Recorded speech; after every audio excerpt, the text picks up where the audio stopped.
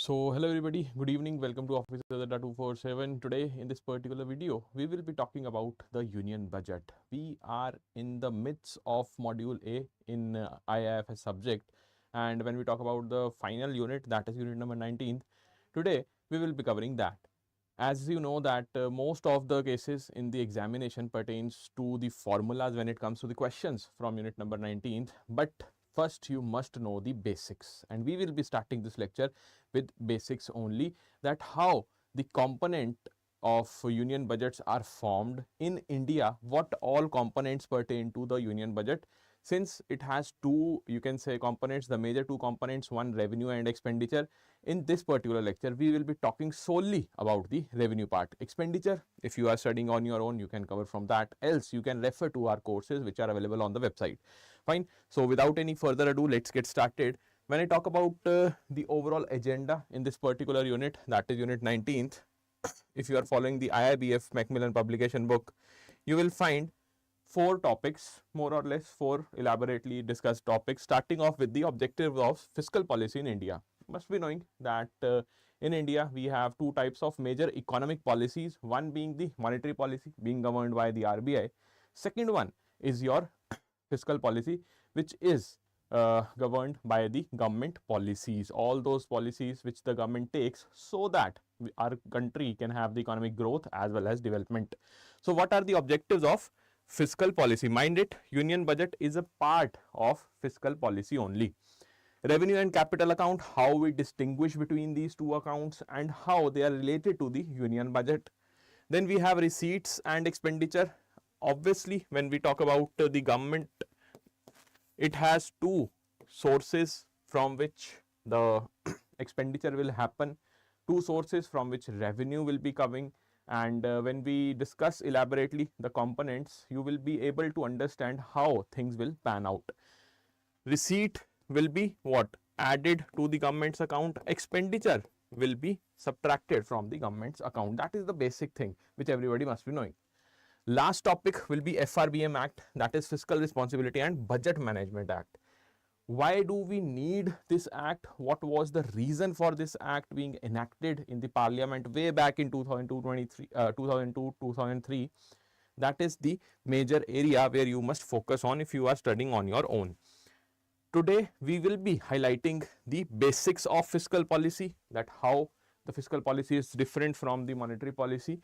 Along with that, certain basics of union budget, the date when it is presented, how it is different from the scenario which was prevailing till 2016.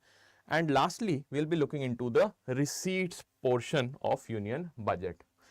So let's start our discussion with the fundamental difference between monetary and fiscal policy. So in the previous units, that is unit number 17th, you must have learnt this part, that is the monetary policy, a basic, a fundamental economic policy via which RBI tends to monitor and manage inflation levels in our country. So when I talk about monetary policy, it is governed by the actions of central bank of a country. In our case, it will be Reserve Bank of India. On the other hand, when we discuss the fiscal policy, you must be very clear that Government of India via the Finance Ministry will be governing all those actions which are taken for the economic policy for growth and development of our country via fiscal policy. Then what is the basic aim? Why do we need an economic policy known as monetary policy? To curb the inflation levels which are there.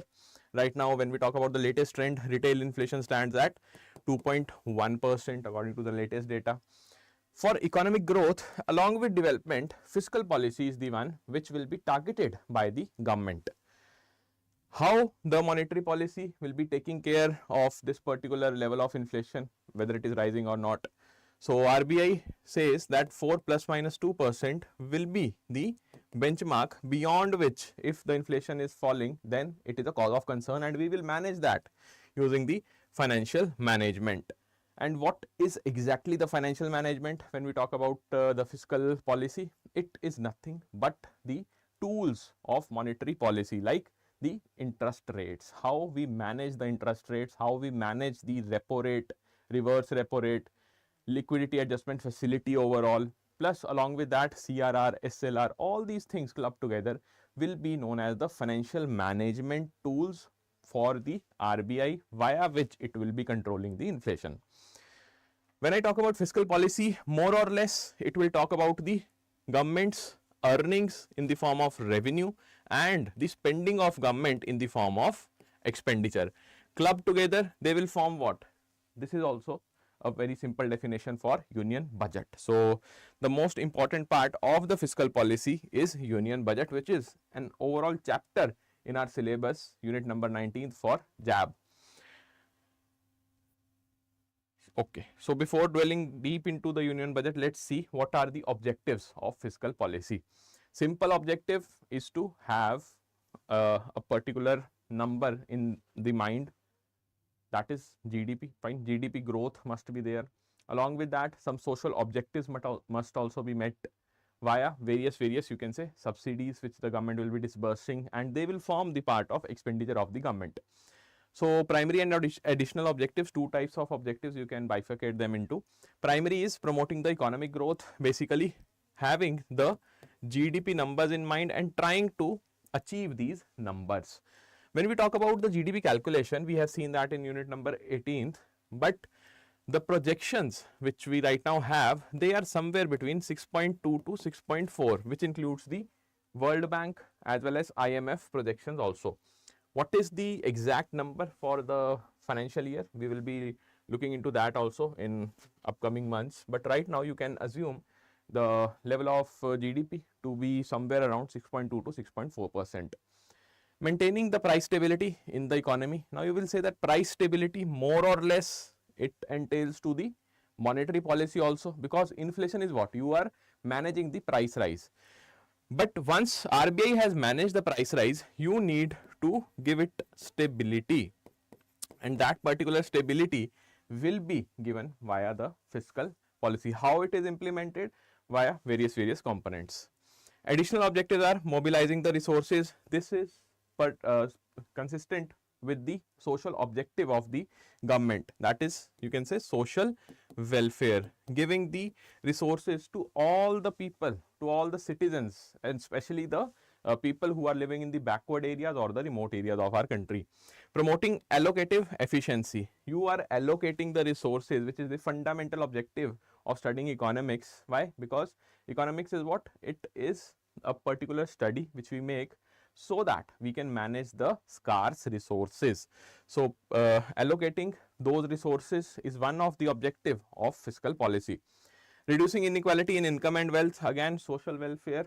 The data states that 10% of our population, it holds 57% of the entire nation's wealth. So this inequality must be curbed by the fiscal policy. Promoting private sector investment is also an objective under the fiscal policy. How the government will be promoting the private sector investment? Via liberalization. In 1991, everybody knows that the economic reforms happened, and ultimately it led to liberalized laws so that the foreign investors can directly invest in our country. So overall, these are the objectives of fiscal policy. Now let's see what is particularly a union budget and why it is known as union budget. Why not budget? Because in India we have state budget also. For the respective states, we will be having different state budgets, but we are here concentrating only on the center's budget, because some aspects are there in the state's budget which are not included in union budget, and vice versa. And when I talk about the overall components, they will more or less remain the same, but the specific components pertaining to a specific state might differ. So we'll be focusing on union budget only. And when we talk about union budget, what has changed over a period of time? Since 2016, some changes have been made, some fundamental changes like presentation of the budget. Although earlier also it was made in the parliament, but now the date has been changed.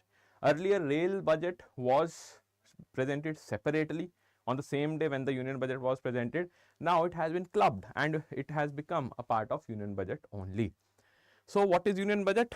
Annual budget of the country is known as union budget, presented by Union Finance Minister. It was being presented on the last working day of February. Earlier till 2016, it was presented on 28th or 29th Feb.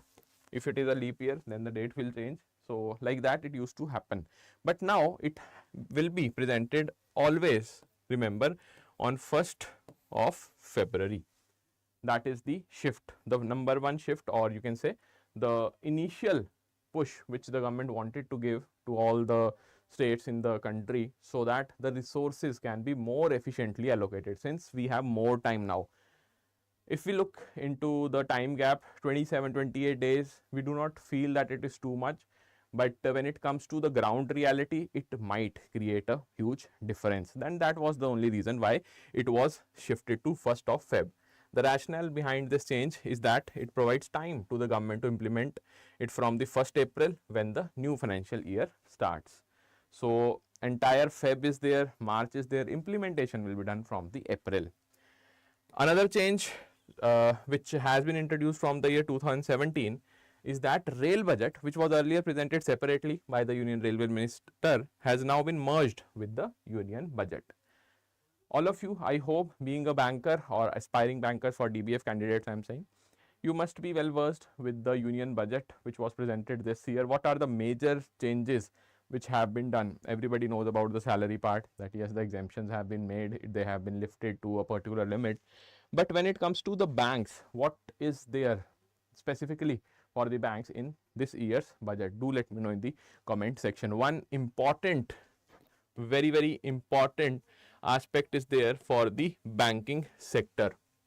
I want everybody to comment, whosoever is watching this video, in the comment section, that what is that important component which was presented by the finance minister in this year's budget. Okay, so enough of the introduction, I think, of Union budget. Now let's move on to the actual thing which will create the difference, which will enhance your knowledge about the Union budget. In front of you, you can see a particular flow chart which talks about various type of accounts, various type of receipts, expenditure, further classification of receipts, or you can say revenue has also been done. Now what are these? Let's see one by one. Whenever I talk about the budget, always remember or try to correlate it with a particular wallet that the government holds. Okay, I always give this example to my students, that let's suppose government has a particular wallet, that is W, in which it will be having what? It will be having various, you can say, sum of money from various sources. So a particular wallet of government, let's assume this to be the budget.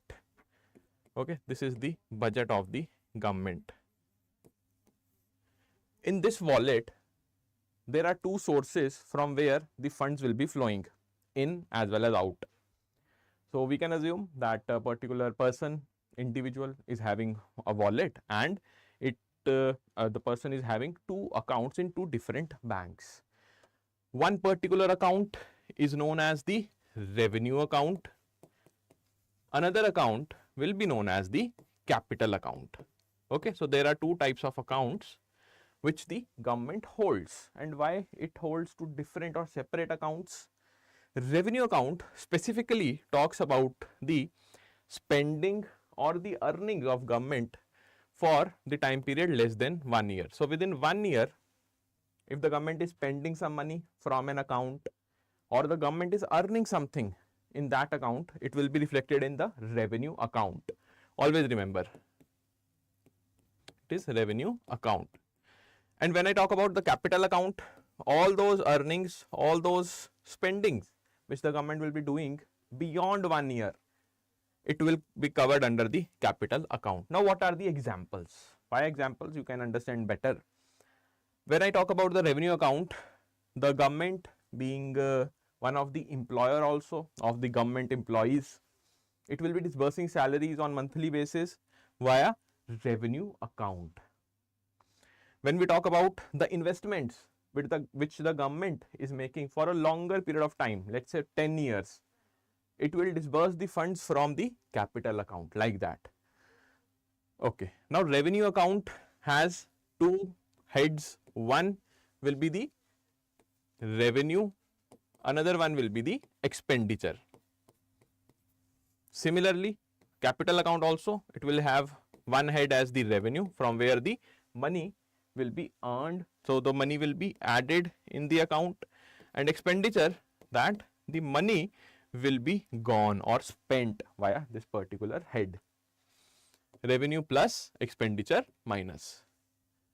Now, next scenario which you have to understand, it is for understanding only, is that revenue part entails to two subsections or subcategories when I talk about the revenue account. You can call the revenue as receipts also if you are getting confused between the revenue account and the revenue expenditure. This is the name of the account. This is what? This is the earning. So, when I talk about the revenue account, in this particular account, some receipt will be there, some revenue will be earned by the government via taxes, and the remaining portion of this particular receipt or the revenue of the revenue account will be from the non-tax sources. So, both these clubbed together, tax sources, non-tax sources, you will get the revenue or receipt part of the revenue account.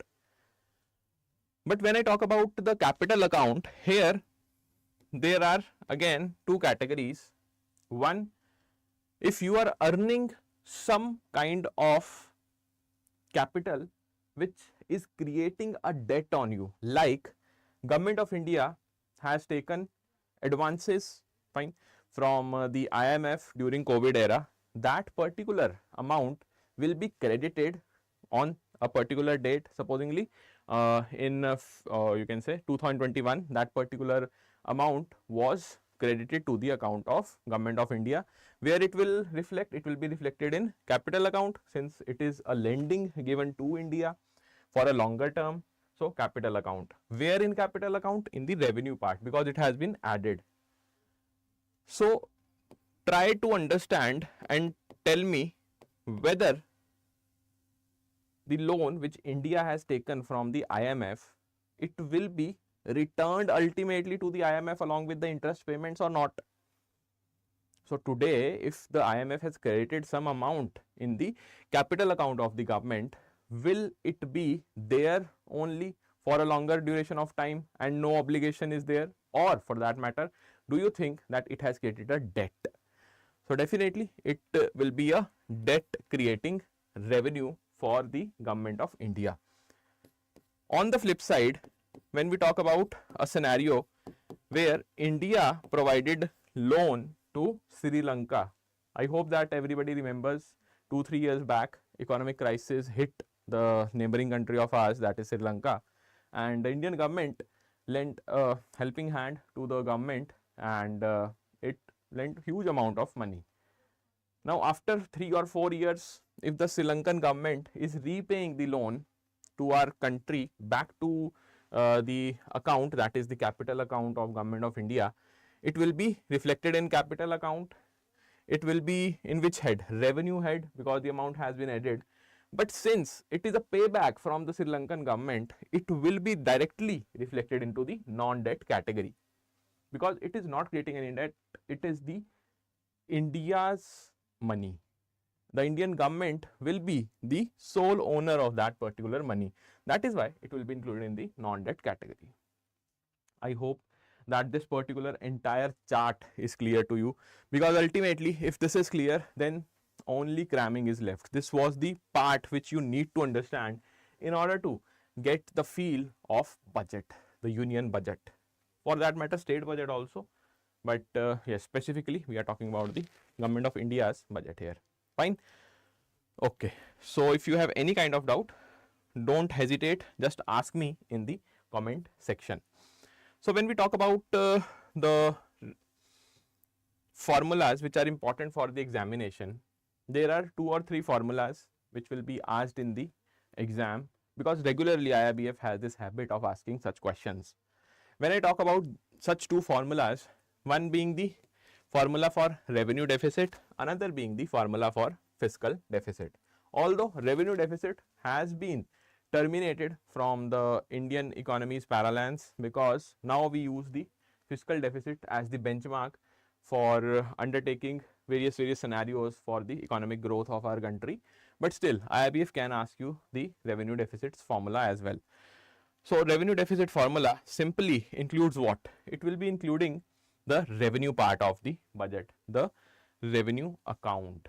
So when we talk about the revenue receipts from the revenue account, so total revenue expenditure minus total revenue receipt, only this portion, the upper one, which is included in the revenue account only. It will not talk about the capital account.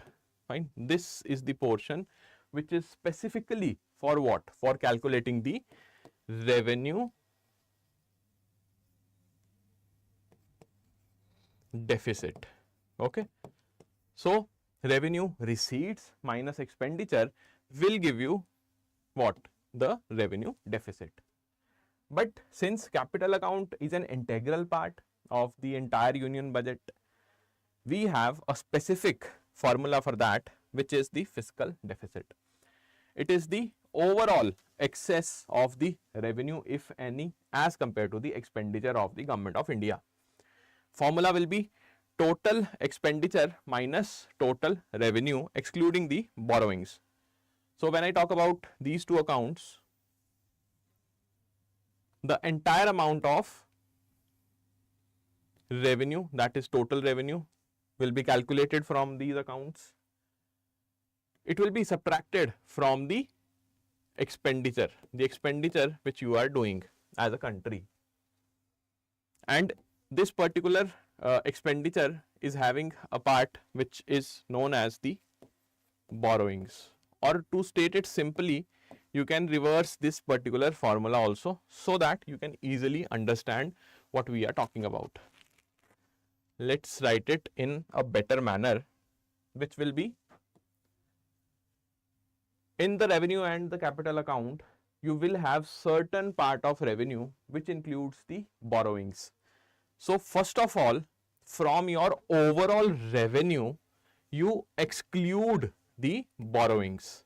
Then only you will get the exact picture, because these borrowings will be reversed back to the sourcing country. So it cannot be held for a long time period. It will be returned to the respective country. So first of all, remove or exclude the borrowings from the revenue portion. You will get the exact or the effective revenue for our country, and then simply subtract it from the expenditure. Okay, I hope that now it makes more sense, or now it is much more easier.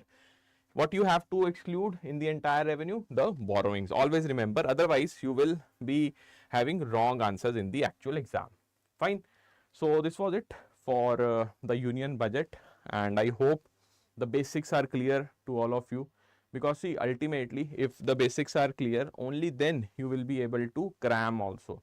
Never find a particular, you can say, path which is easier to follow just because it will be asked in the examination. Okay, nobody will be asking you a theoretical question in the exam, but the final outcome, how you will be arriving at the borrowings, how you will be understanding that whether it is a part of expenditure or not, via the concepts, and the concepts will lay a benchmark for you, will lay a foundation.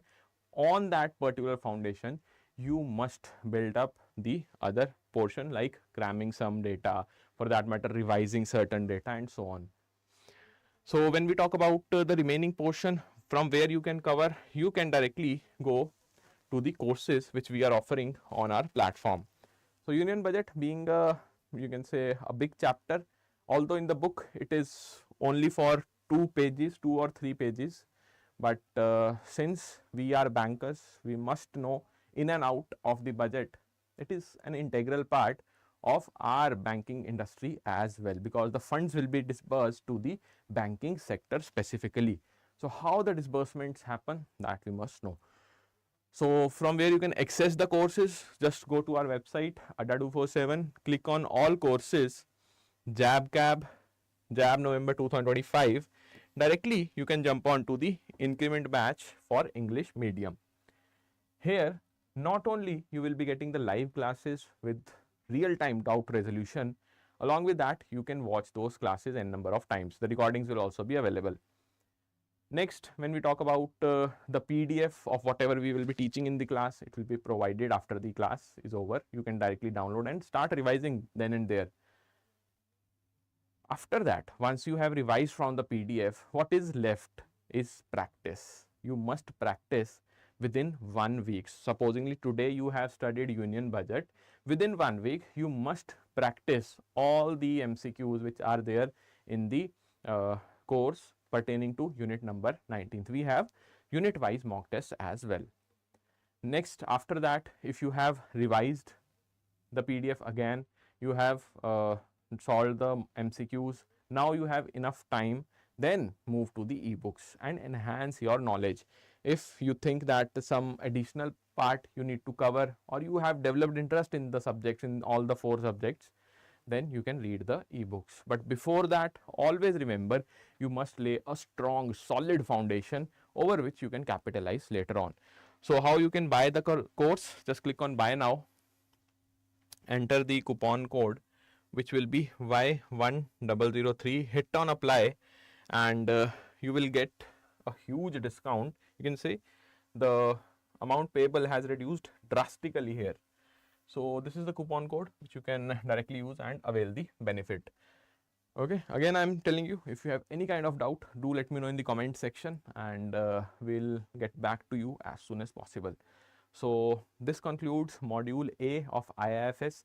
In the next session of target series, we will be targeting the module C. So see you there. Till then, goodbye, take care.